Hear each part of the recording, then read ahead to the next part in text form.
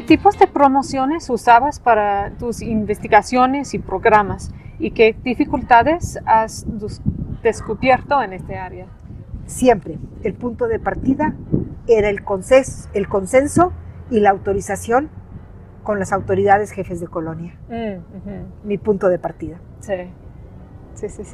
Acordando con ellos las actividades propuestas a realizar, establecí vínculo con la estructura tradicional del medio de comunicación y difusión. La radio menonita, los directores de las escuelas, las revistas y publicaciones menonitas, carteles en idioma menonita que me ayudaba con un traductor, distribuidos en estratégicos lugares de interés, comercios, iglesias. Ahora, para realizar las diversas investigaciones que llevé a cabo bajo mi coordinación y en colaboración con instituciones de educación superior, como fueron la Universidad Autónoma de Ciudad Juárez, en sus divisiones Cuauhtémoc y Nuevo Casas Grandes. Así como aquellas que se realizaron en colaboración con asociaciones civiles, como el Consejo Estatal Agropecuario de Chihuahua, Documentación y Estudio de Mujeres, las estrategias de convocatoria, de promoción y de difusión se diseñaron de acuerdo al tema de la investigación. Y los trabajos e investigaciones que concluyeron en publicaciones fueron algunos, todos coordinados bajo mi titularidad y promovidos por mi interés en los temas. Te voy a nombrar algunas de las publicaciones, dado que te traje algunos ejemplares. Una publicación titulada Soy menonita y esta es mi historia. Consistió en la participación de las escuelas. Niños y niñas menonitas escribieron textos donde redactaron sus costumbres y tradiciones, convocados a través de un concurso donde resultaron participantes ganadores y premiados, ya sea con estímulos efectivos o en especie. Como resultado se obtuvo una publicación, la cual compila 80 historias escritas por niños y niñas menonitas. Siguiente, titulado Pintando mis costumbres y tradiciones. Fue la misma metodología, también dirigido a niñas y niños menonitas, obteniendo la publicación de un cuaderno compilando dibujos y pinturas de niños y niñas menonitas expresando sus costumbres y tradiciones. Siguiente publicación, el catálogo de productos y servicios menonitas. Se llevó a cabo con la participación de jóvenes estudiantes del Instituto Tecnológico de Ciudad Cuauhtémoc, quienes realizaron un censo de los comercios y los servicios que ofrecen algunos miembros de la comunidad a lo largo del conocido corredor comercial Manitoba, ubicado en la ciudad de Cuauhtémoc, con una prolongación aproximadamente de 40 kilómetros.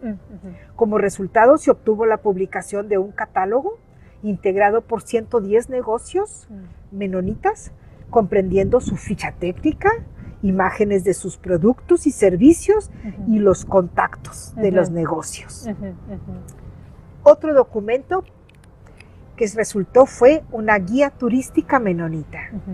Es un folleto turístico con amplia información de interés para el visitante de la región menonita en Cuauhtémoc, con la participación de un equipo de 3 docentes investigadores, también del Instituto Tecnológico de Cuauhtémoc, se publicó esta guía turística, la cual muestra amplia información sobre la comunidad menonita de Cuauhtémoc, su historia, religión, educación, tradiciones, arquitectura y urbanismo, gastronomía, agroindustrias, corredor comercial Manitoba, industria de productos lácteos, paisajes, información sobre hospedaje y restaurantes y algunos tips útiles para el turista, ya sea recreativo o de negocios.